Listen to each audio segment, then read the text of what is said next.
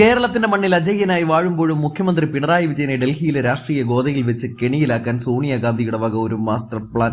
കേരള രാഷ്ട്രീയത്തിന്റെ അടിത്തറ ഇളക്കുന്ന അടിയന്തര നീക്കങ്ങളുടെ തിരക്കഥയാണ് ഇപ്പോൾ ഡൽഹിയിൽ നിന്ന് പുറത്തുവരുന്നത്. ദേശീയ തലത്തിൽ ഇന്ത്യ മുന്നണിയുടെ പേരിൽ സൗഹൃദം നടിക്കുമ്പോഴും കേരളത്തിൽ പിണറായിയെ ഒതുക്കാൻ ശശി തരൂരിനെ ആയുധമാക്കി സോണിയാഗാന്ധി നടത്തുന്ന ഒരു ചാണക്യതന്ത്രം ആരെ വീഴ്ത്തും?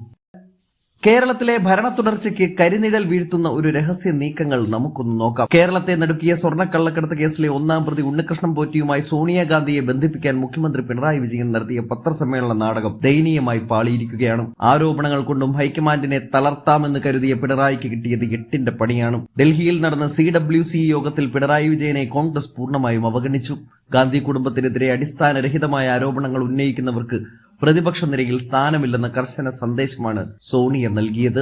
ഇത് കേരളത്തിലെ CPM-ന് വലിയൊരു രാഷ്ട്രീയ തിരിച്ചടിയായി മാറിയിരിക്കുകയാണ്. പാർട്ടി നേതൃത്വവുമായി ശശി തരൂർ അകൽച്ചയിലാണെന്ന വാർത്തകൾക്കിടയിലാണ് സോണിയാഗാന്ധിയും മല്ലികാർജുൻ ഖാർഗെയും അദ്ദേഹത്തെ നേരിട്ട് വിളിപ്പിക്കുന്നത്. ഇത് കേരളത്തിലെ കോൺഗ്രസ് പ്രവർത്തകർക്ക് നൽകുന്ന ആവേശം ചെറുതല്ല.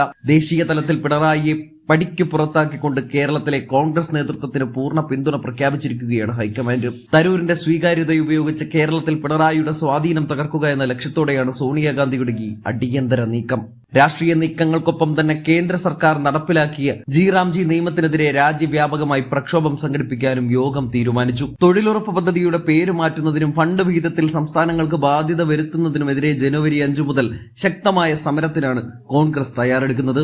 ഇത് കേരളത്തിൽ സർക്കാരിനെ പ്രതിരോധത്തിലാക്കാൻ കോൺഗ്രസിന് കിട്ടിയ വലിയൊരു ആയുധമാണ്. ചുരുക്കത്തിൽ കേരളത്തിൽ പിണറായി വിജയനെതിരെ ആഞ്ഞടിക്കാൻ ഹൈക്കമാൻഡ് പച്ചക്കൊടി കാട്ടിക്കഴിഞ്ഞു. തരൂരിനെ മുൻനിർത്തി സോണിയ നടത്തുന്ന ഈ നീക്കം കേരളത്തിലെ വരാനിരിക്കുന്ന രാഷ്ട്രീയ പോരാട്ടത്തിന്റെ ഗതി മാറ്റുമോ? പിണറായിയുടെ കോട്ടകൾ തകർക്കാൻ ഡൽഹിയിൽ തയ്യാറായ ഈ തിരക്കഥയുടെ ബാക്കി പത്രങ്ങൾ വരും ദിവസങ്ങളിൽ നമുക്ക് കാണാം.